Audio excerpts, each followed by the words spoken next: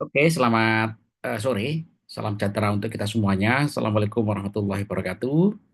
Ya, oke, saudara-saudara, apa itu jadwal saya ini banyak sekali gangguan. Ya, jadi apa itu kurang lebih saya kurang sekali lagi ya untuk Vicon ya. Makanya saya Insya Allah nanti minggu depan ya, hari Senin atau Selasa nanti kita adakan Vicon ya untuk penjelasan tentang UAS ya. Dan rencana saya nanti UAS ini supaya jadi output, maka nanti saya arahkan Anda menyusun proposal, ya, pre-proposal, tugas akhir, ya. Jadi nanti formatnya adalah menyusun pre-proposal tugas akhir, ya, yang nanti Anda tuangkan di dalam dokumen UAS, ya. Begitu ya, Nur Hasana ya. Iya, Pak. Oke, kita lanjutkan dulu mengenai materi kita, ya. Eh, di dalam ilmu komputer, saudara-saudara, metode penelitian ini memang itu relatif.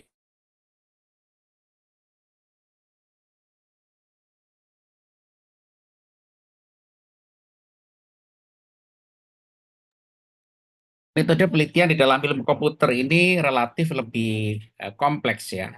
Seiring dengan apa itu semakin berkembangnya ilmu komputer itu sebagai ilmu yang lintas disiplin ya atau multidisiplin ilmu ya. Bahkan juga itu melibatkan berbagai macam disiplin ilmu ya. Sebagaimana kita ketahui saudara-saudara karena computer science itu memang dibutuhkan di semua bidang ilmu. Sehingga apa? Sehingga computer science itu berdiri sebagai ilmu gitu ya, yang itu dibangun oleh berbagai macam bidang ilmu. Walaupun demikian, tetap ada yang namanya basicnya ya, atau basis daripada itu ilmu di dalam computer science ini ya, tidak sebagai modal atau bekal kita di dalam pengembangan keilmuan computer science itu sendiri melalui penelitian atau riset ya. Nah, saudara-saudara, tentu computer science itu ya memang itu ilmu yang berdasarkan matematika awalnya ya. Jadi logika dan matematika itu menjadi fundamental, menjadi dasar bagaimana kita mengembangkan ilmu komputer ya.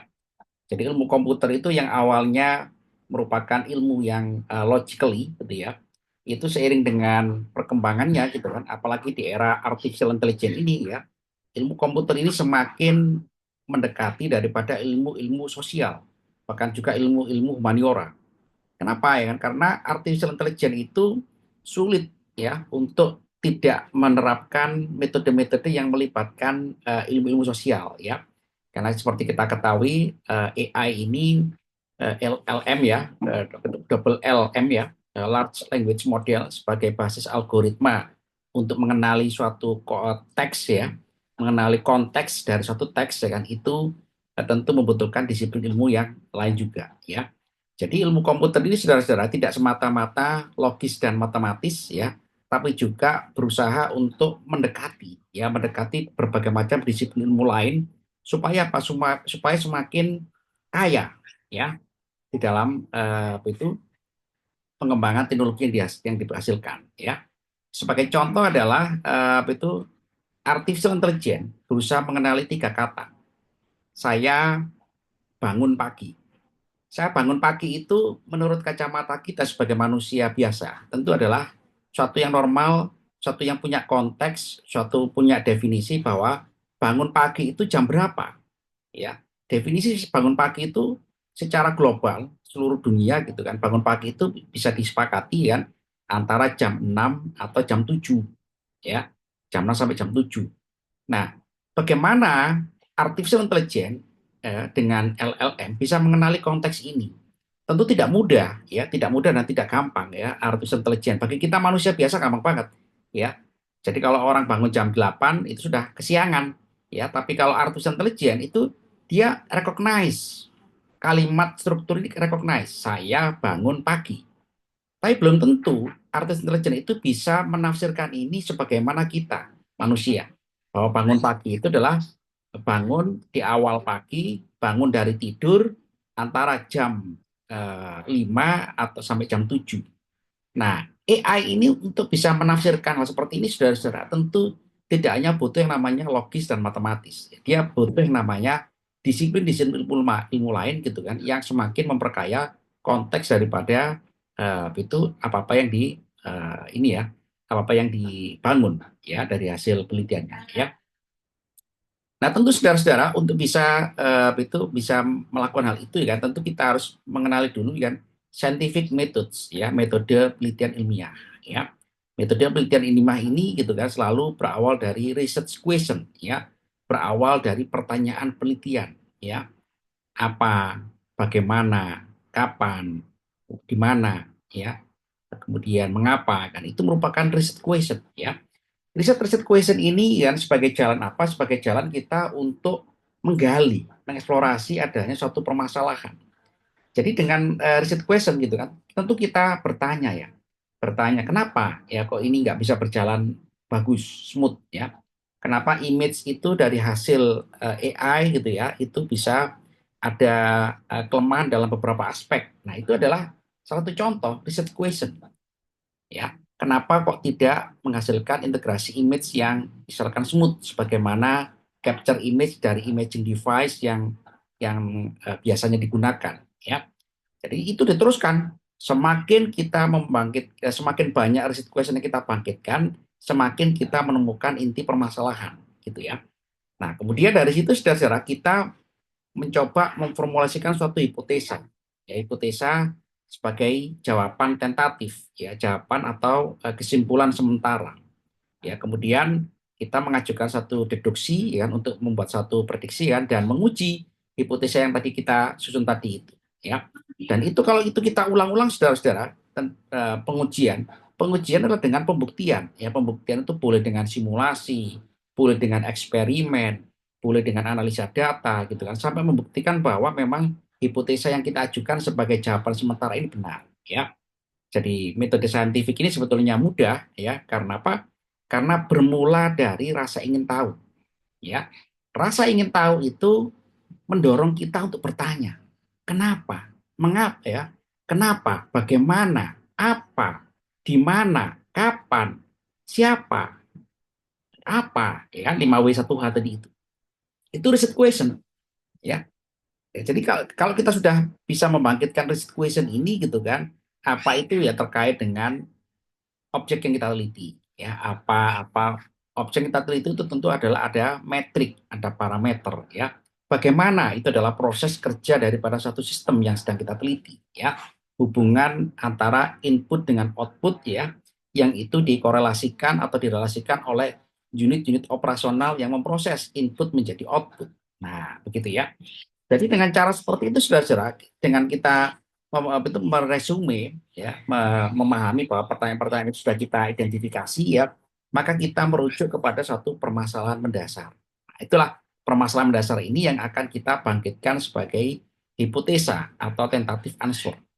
Ya, sebagai contoh adalah, Pak, sistem ini tidak bekerja optimal dikarenakan ya sistem ini mengalami algoritmanya tidak mengakuisisi beberapa variabel X, Y, Z. Nah, itu formulasi permasalahan. Berarti apa solusinya? Solusinya adalah perlu didevelop algoritma baru yang mampu mengadopsi variabel X, Y, dan Z sebagai salah satu solusi di dalam meningkatkan kinerja daripada satu sistem. Nah, gitu ya. Jadi hubungan antara research question ya dengan problem formulation dengan sampai adanya hipotesa itu akhirnya menghasilkan metode ya. Jadi kalau kita memahami pola kerja meneliti itu sebetulnya mudah, ya gampang, ya tidak terlalu sulit, ya. Jadi kalau itu kita ulang-ulang berulang-ulang kan, akhirnya kita menemukan daripada metode-metode baru yang bahkan juga orang mungkin tidak bisa selama ini tidak kepikiran ya untuk menggunakan atau menemukan metode yang kita lakukan. Nah, begitu ya. Nah, ini ya. Nah, ini adalah itu karena kerja satu sistem itu pasti adalah berdasarkan teori existing ya. Jadi kalau kita memahami diagram penelitian itu saudara-saudara, cara kerja satu sistem itu tentu beranjak dari ya, teori yang ada ya. Nah, teori yang ada ini gitu kan kita amati ya. Kita amati untuk kita bangkitkan rasa ingin tahu kita ya dengan research question. Kenapa? Bagaimana tadi itu ya 5W1H. Sehingga kita bisa menghasilkan suatu formulasi permasalahan ya. Yang formulasi permasalahan itu menyiratkan adanya suatu jawaban penelitian yang kita anggap sebagai hipotesa, jawaban penelitian sementara. Sebagai contoh tadi gitu kan, bahwasanya kinerja satu sistem tidak bisa bekerja secara optimal atau secara meningkat dikarenakan algoritma yang ada ya tidak mengakuisisi beberapa variabel X, Y, dan Z. Nah, berarti algoritma yang lemah, yang kurang ini, ya kan, itu imply solution. Nah, imply solution itu adalah hipotesa. Berarti apa hipotesanya? Diperlukan algoritma yang mengelaborasi atau mengakuisisi atau mengakomodir daripada variabel X, Y, Z di dalam proses perhitungannya. Nah, gitu ya. Jadi dari situ kita sudah muncul hipotesa. Nah, dari situ kalau udah kita punya problem formulation, hipotesa, ya, bahkan juga sampai ke tujuan, outcome, ya, kita bisa menurunkan yang namanya metode penelitian. Ya, metode penelitiannya adalah pengujian, ya, test and new ya, test and new observation. Ya, pakai juga kita juga bisa merumuskan adanya suatu prediction seperti itu. Ya, halo saudara, halo, Ya, Pak. ya, ada pertanyaan, Nur Hasan? Belum ada, Pak. Oke, ya, oke. Jadi saudara-saudara, ya, research, ya, riset itu sebetulnya adalah sebagai penghubung, ya, penghubung antara science and teknologi, ya. Jadi riset itu sebagai driver, ya, sebagai pendorong gitu kan kemajuan ilmu pengetahuan, ya. Kalau kita sampai menjadi satu teknologi melalui apa? Development, ya. Orang melakukan riset itu tidak akan mungkin, ya, itu uh, uh, menghasilkan suatu development, ya, atau juga pengembangan, ya, dalam bentuk teknologi kalau dia tidak beranjak dari sains, ya. Jadi kalau misalkan kita lihat saudara-saudara, ya, itu komputer yang kita gunakan, smartphone yang kita gunakan ini kan itu semua kan berawal dari sains, ya, berawal dari sains yang dikembangkan oleh riset, ya, melalui pengembangan menjadi satu teknologi, ya. Sainsnya apa contohnya? Contohnya adalah gitu kan orang berkomunikasi, ya. Orang berkomunikasi itu secara sosial, itu kan orang itu mengirimkan pesan, ya. Orang mengirimkan pesan ini ilmu komunikasi atau ilmu humaniora, ya kan, mengirimkan pesan dengan lisan, ya, mengirimkan pesan dengan lisan, ya, dengan apa itu, dengan attitude, ya, dengan behavior, perilaku gitu kan, itu terjadi. Nah, ilmu komunikasi humaniora ini gimana kalau misalkan dikembangkan menjadi teknologi? Maka apa? Dilakukan riset, ya. Bagaimana Pak saya mengirimkan pesan, ya, melalui jarak jauh. Ya, akhirnya ditemukanlah teknologi komunikasi, telekomunikasi zaman dulu, ya. Orang menggunakan telegraf, ya, menggunakan telepon, menggunakan gelombang radio, ya. Nah, akhirnya berkembang sampai teknologi informasi, ya, jaringan sampai saat ini yang kita gunakan, ya, smartphone tadi itu. Awalnya adalah sains, ya, ilmu komunikasi antara manusia, human to human. Nah, sekarang berkembang lagi, gitu kan? Dikembang lagi. Zaman dulu orang berkomunikasi human to human. Bagaimana orang itu berkomunikasi dengan thing, dengan sistem. Wah, itu berkembang lagi kan IoT. Itu juga sama dengan research, ya, yang menghasilkan teknologi yang kita manfaatkan saat ini, ya. Oke, ya. Halo, saudara. Pak. Ya, oke, jadi computer science ini akhirnya berkembang, ya, menjadi disiplin ilmu computer science, computer engineering, software engineering, information system, ya, information technology gitu ya, dan juga sekarang saat ini sudah berkembang sampai ke artificial intelligence, ya, seperti itu, ya. Jadi apa model itu daripada metode ilmiah, ya, metode penelitian ilmiah di dalam ilmu komputer, ya. Nomor satu paling gampang adalah modeling, ya, modeling, ya. Jadi model itu adalah representasi daripada cara kerja sistem, ya, mereplika atau eh, itu contoh daripada cara kerja satu sistem secara simulasi, ya, itu namanya modeling, ya. Jadi scientific method di dalam komputer science ini bisa kita wujudkan dalam bentuk modeling, ya, pemodelan, ya. Contohnya apa? Contohnya adalah misalkan itu Kalau kita mau merancang rumah, ya orang-orang arsitek merancang rumah, dia dulu gambarnya menggunakan kertas, ya, menggunakan apa itu kertas kalkir zaman dulu ya, anak-anak arsitek ya. Kalau sekarang sudah ada software, ya, software modeling membangun rumah, ya, merancang rumah, merancang gedung, bangunan, merancang landscape, ya, dan itu semua bisa kita modelkan dengan apa? Dengan software. Nah itu salah satu contoh gitu kan. Nah, satu contoh daripada pemodelan dengan computer science ya. Kemudian juga theoretical computer science ya, membangun teori di dalam computer science macam-macam ya. Membangun teori dalam computer science ini sampai saat ini yang paling cukup advance adalah mengenai qubit ya, quantum computing ya. Representasi daripada teknologi informasi secara bit-bit kuantum. Nah, yang kita namakan sebagai qubit. Itu juga sama dari theoretical teori. Nah, kemudian eksperimental computer science. Nah, ini eksperimental computer science ini kan itu banyak sekali ya. Sebagai contoh adalah dengan cara gitu kan, hampir sama dengan modeling ya simulasi gitu kan. Bedanya adalah ini dilakukan dengan apa itu melibatkan hardware atau data-data yang ada di luar ya. Sebagai contoh adalah simulasi menguji katakanlah apa itu rancangan pesawat ya, rancangan pesawat Boeing ya, atau juga rancangan pesawatnya apa itu Airbus ya, sebelum di develop ya kan mereka itu membuat simulasi dulu dalam scale down ya, membuat pesawat itu dalam ukuran kecil dulu, betul nggak pesawat yang dirancang ini tahan tahan getaran, tahan cuaca, tahan suhu ya, tahan tekanan atmosfer. Mereka tentu simulasi dulu. Nah, simulasinya itu menggunakan laboratorium. Laboratoriumnya dihubungkan dengan software analyze ya, komputer ya, supaya bisa mengecek atau juga menguji. Nah, secara itu secara itu performansinya secara skala laboratorium. Nah, tentu adalah itu bantuan dengan komputer ya. Kemudian komputer simulation. Nah, komputer simulation juga sama ya. Sebagai contoh kita mau gitu kan apa itu melakukan pengecekan perancangan jaringan. Ya, perancangan jaringan ya.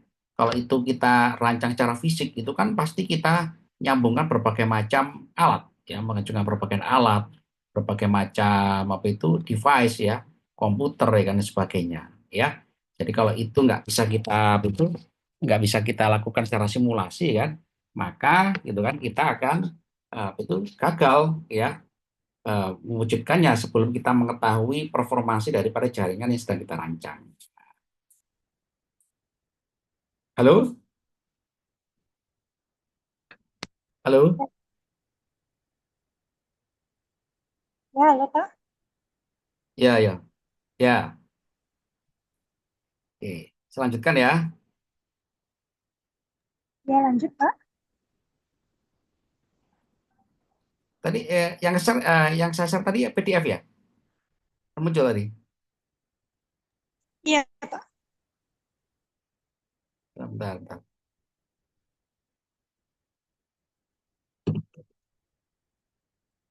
Nah,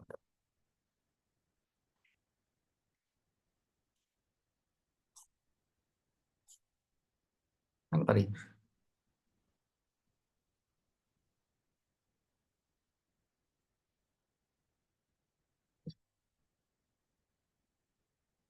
Nah, dengan kita ya berhasil melakukan apa itu modeling ya, pengujian teori ya, eksperimental gitu kan, dan simulasi gitu kan, maka eh, kegiatan penelitian dengan komputer science saudara ini semakin memperkaya ya, memperkaya itu keilmuan ilmu komputer itu sendiri ya. Jadi semakin orang itu semakin itu semakin menghasilkan ya temuan-temuan metode-metode yang semakin berkembang ya. Sebagai contoh gitu kan jaringan gitu kan. Jaringan itu orang nggak menyangka ya kan. Ternyata ilmu komputer itu bisa membuat satu replika jaringan. Sebagai contoh adalah virtualisasi. Nah, itu juga berawal daripada apa? Penelitian. Ya, jaringan komputer ini kalau misalkan Pak jaringan komputer ini servisnya banyak sekali. Bagaimana kalau kita menyusun satu konsep efisiensi? Ya, efisiensi daripada hardware yang digunakan untuk melayani betul servis atau aplikasi. maka dibuatlah konsep virtual network, ya, dibuatlah cloud computing, ya, dibuatlah yang namanya konsep itu jaringan virtual. Nah, akhirnya muncul apa? Teknologi muncul virtual private network, ya seperti itu ya. Jadi semakin berkembang, ya. Kemudian juga orang-orang ilmu komputer gitu kan, untuk memperlakukan satu prediksi kan dengan simulasi, wah ini waktunya panjang, membutuhkan resource hardware yang sangat besar dan otomatis juga sangat mahal. Nah, bagaimana caranya kita bisa mengefisienkan, ya? Dan sebagai contoh kan kita memunculkan pertanyaan gitu kan, bagaimana cara kita mempersingkat waktu simulasi? Nah, pertanyaan itu sederhana, bagaimana kita mempersingkat waktu simulasi? Tapi implikasi dari pertanyaan itu adalah apa? Ini membutuhkan resource hardware, ya, memori gitu kan, dengan apa paralel computing ya, komputer berkali-kali ya, memiliki prosesor yang besar gitu kan, kemampuannya kan, memori yang besar kan untuk melakukan penghitungan dengan algoritma yang terdistribusi. Nah, akhirnya apa? Ini untuk melakukan efisiensi kan dengan aplikasi yang saya sebutkan tadi itu akhirnya apa? Mahal. Mahal dan juga membutuhkan biaya yang tidak murah ya, tidak sedikit ya, dan juga pendukung-pendukungnya. Nah, akhirnya apa? Nah, gimana kalau ini kita percepat dengan satu konsep yang namanya quantum computing. Nah, itu salah satu contoh ya, bahwa dengan pertanyaan penelitian simpel aja gitu kan, memperpendek waktu simulasi. Itu implikasinya udah nggak karu-karuan ya, implikasi daripada metode yang dihasilkan dalam ilmu komputer ini ya. Nah, kemudian pemodelan. Nah, pemodelan juga sama gitu ya. Bagaimana cara memodelkannya, model apa yang tepat gitu kan, bagaimana perilaku dari satu sistem ya, apa perbedaannya dengan realita atau fakta gitu kan, bagaimana validasi dari hasil pemodelan gitu ya, bagaimana betul batasan-batasannya, karena itu juga sama, itu juga bisa kita berlakukan di dalam ilmu komputer melalui penelitian ya. Jadi saudara-saudara ya, yang paling penting adalah di dalam ilmu komputer itu adalah kita berpegang kepada logika dan matematika sebagai fundamental dasar ilmu komputer itu sendiri, ya. Karena ini tidak boleh lepas ya, logic and mathematics ini ya. Jadi kalau misalkan Anda melihat ilmu komputer itu ya, semuanya serba logis ya. Jadi Anda menyusun algoritma kan, algoritma dengan berbagai macam bahasa kan, itu selalu strukturnya hampir sama ya, logikanya hampir sama ya, hampir sama kan. Di situ ada input, proses, output ya. Ada peraturan-peraturan yang harus kita ketahui, harus kita kuasai gitu kan. Karena memang dia disusun sangat logis ya, sangat prosedural, sangat sistematis. Karena dia memang melakukan executing gitu kan, melaksanakan eksekusi program gitu kan berdasarkan logika yang didevelop dalam bahasa pemrograman itu ya. Sehingga apa? Sehingga hasilnya adalah tetap itu sangat itu mendekati daripada hasil atau fakta yang sedang kita hadapi ya. Nah, apa metodologinya? Metodologinya ya kan, iterasi, recursion, induction, ya itu sama-sama semua ya kan, bahasa-bahasa pemrograman yang umum seperti itu ya. Oke. Nah, simulasi ini banyak sekali saudara-saudara. Ilmu komputer itu digunakan untuk bisa mensimulasikan proses-proses fisika, kimia, biologi, dan sebagainya. Ya, komputer science itu bisa digunakan juga untuk numerical analysis, ya, digunakan untuk perhitungan, ya perhitungan. Contohnya adalah apa? Cuaca, ya. Data-data cuaca itu didapat dari satelit, satelitnya itu satelit-satelit provider cuaca ya, seperti NOAA, gitu kan, satelit-satelit yang itu menghasilkan data-data atmosferik ya. Itu data-data itu dikemanakan? Data-data itu harus dihitung oleh siapa? Oleh komputer. Nah, bagaimana komputer? Nah, komputer membuat satu konsep numerical analysis ya, modeling dan simulasi, sehingga dihasilkan itu prediksi-prediksi mengenai ramalan cuaca ya. Jadi kalau kita itu memperoleh ramalan cuaca itu kan, itu pada hakikatnya adalah merupakan hasil daripada perhitungan numerik secara komputer ya. Nah, orang juga merancang obat ya.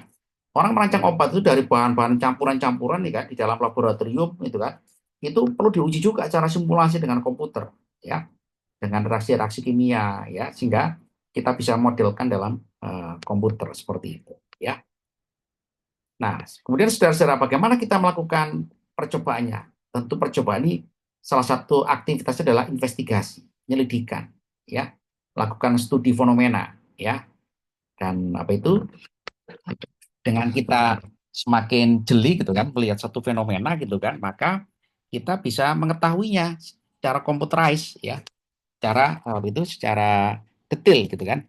Karena fenomena fenomena itu kan kalau tidak kita ketahui secara fakta kan itu bisa juga kita ketahui dengan simulasi di komputer.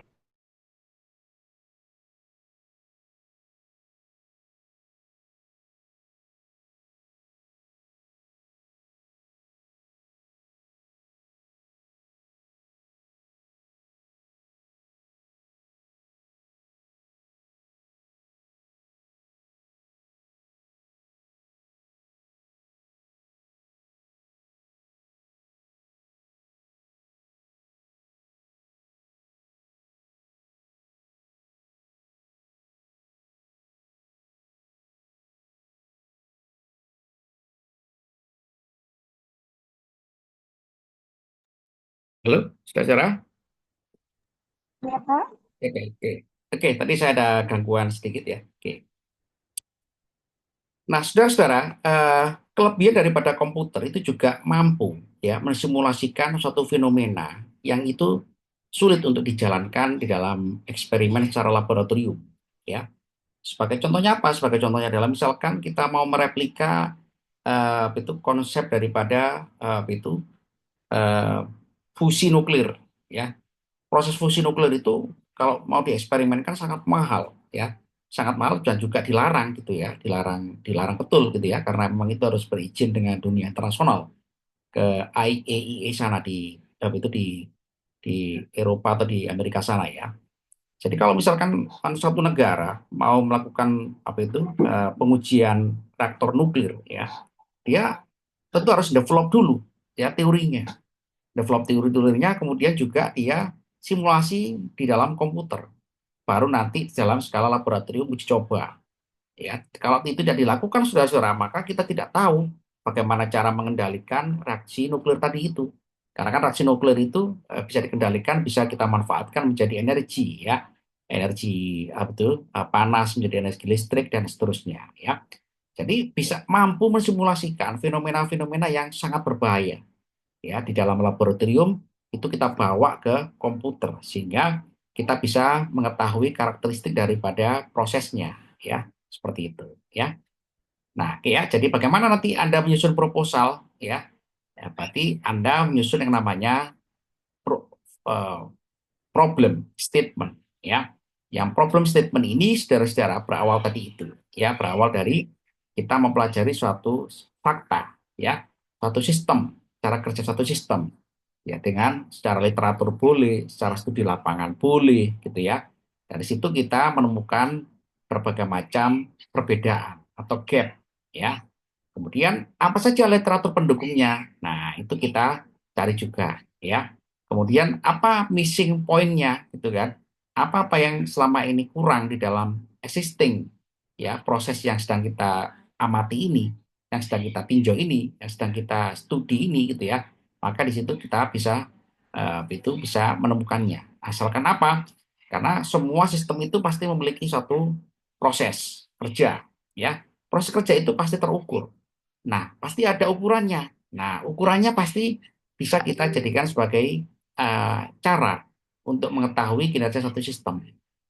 Contoh adalah jaringan. Jaringan itu apa yang diukur? Performansinya adalah quality of service. Nah, quality of service itu apa konsepnya? Di situ ada kecepatan, ya, ada speed, ya, ada availability, ya, ada security, ya, ada betul ini ya keterhandalan, sorry, kecepatan, ya, availability, reliability, security, ya. Nah, itu empat atau lima aspek tadi itu kita turunkan menjadi network performance, performasi jaringan. Nah, performance jaringan bisa menjadi metrik, ukuran. Ukurannya apa? Di situ ada throughput, ya, transfer data setiap detik, ya. Ada juga itu error, ya, paket error, ya. Ada itu latensi, keterlambatan data, ya. Ada jitter, variansi latensi, gitu ya. Kemudian juga ada bit error rate sebagai salah satu contoh. Nah, dari situ sudah kalau kita sudah punya metrik alat ukurnya, maka kita bisa mengetahui kinerja satu sistem, ya. Sehingga itu bisa kita hasilkan kesimpulan sementara hipotesa bahwa sistem ini ya kan memiliki kelemahannya secara terukur. Nah, cara terukur cara apa? Cara data. Nah, itulah gunanya kita melakukan penelitian. Kita meninjau cara kerja suatu sistem. Yang kita tinjau ini adalah apanya? Cara kerjanya. Cara kerjanya apa? Input dan output. Bagaimana outputnya? Oh, outputnya lemah. Lemahnya apa? Nah, ini ukurannya. Nah, gitu ya. Jadi kalau Anda melakukan penelitian, pastikan bahwa cara kerja sistem itu terukur by performance, kinerja. Nah, dari situlah kita bisa itu merumuskan yang namanya hipotesa atau itu solusi sementara. Seperti itu ya. Oke. Oke, saudara, ada pertanyaan? Nah, dari situ, saudara, maka kita bisa menyusun yang namanya itu metode penelitian. Ya, metode penelitiannya ya boleh kita menggunakan analisis data, ya, boleh merancang algoritma, boleh mendevelop, merancang satu sistem, ya. Yang tujuannya tadi adalah membuktikan bahwa memang hipotesa yang kita ajukan itu benar. Sebagai contoh apa tadi gitu kan? Hipotesa kita adalah bahwa diperlukan improvement, perbaikan algoritma yang mengakomodir, mengakuisisi daripada variabel perhitungan X, Y, dan Z untuk meningkatkan kinerja dari satu sistem. Nah, itu hipotesanya. Ya, kenapa? Karena masalahnya adalah kita temukan tadi itu bahwa algoritma yang sedang berjalan di sistem ini, ya sistem yang sedang kita tinjau ini adalah memiliki kelemahan tidak mengelaborasi variabel atau faktor X, Y, dan Z sehingga menghasilkan akurasi yang rendah misalkan. Nah, jadi nyambung. Jadi logika penelitian itu nyambung, logis ya. Sistemnya itu memiliki kelemahan dalam kinerja secara terukur, hipotesa dan juga metode yang kita ajukan adalah berusaha untuk mengatasi permasalahan tadi itu. Nah, begitu saudara ya, Nur Hasanah ya. Halo, Ya, Pak. oke, ada pertanyaan? Tidak ada, Pak? Oke, kalau tidak ada nanti kita lanjutkan ya. Kan saya akan perlu satu lagi untuk menjelaskan tentang nanti itu UAS ya. Insya Allah Senin atau Selasa ya. Nanti saya infokan di LMS ya, Nuri. Iya, Pak. Oke, ya. Selamat sore, selamat itu belajar ya. Dan kita ketemu lagi ya secara online ya. Ya, Selamat, Assalamualaikum Pak. warahmatullahi wabarakatuh.